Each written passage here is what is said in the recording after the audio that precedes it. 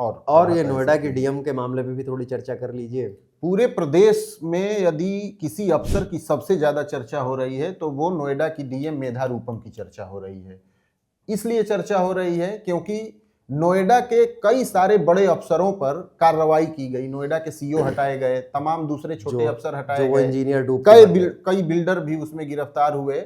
वहां पर एक निर्माणाधीन जो इमारत थी जिसके बेसमेंट के लिए खुदाई की गई थी और उसके पानी में डूब के एक सॉफ्टवेयर इंजीनियर की मौत हो गई। इस मामले में पूरा प्रदेश उबल रहा है। लेकिन मेधा रूपम को लेकर सोशल मीडिया में बहुत तेजी से ये बात और डिबेट चल पड़ी है कि इन पर कार्रवाई क्यों नहीं। हाँ, ये कहा जा रहा है कि वो हादसे के 2-3 दिन बाद तक वहां नहीं पहुंची। सबसे बड़ी बात यह है कि उनकी पारिवारिक पृष्ठभूमि और उनकी अब तक रही पोस्टिंग भी इस मामले को और हवा दे रही है।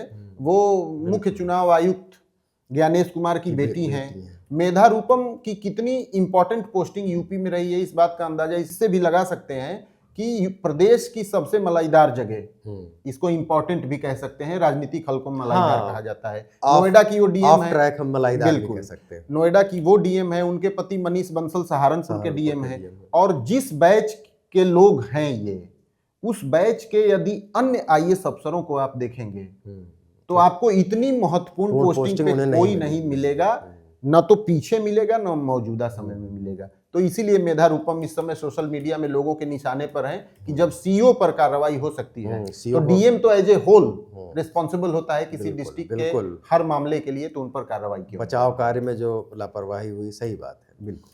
तो यूपी में आज यहीं तक, कल फिर मिलेंगे नई सुर्खियों के साथ। धन्यवाद, नमस्कार।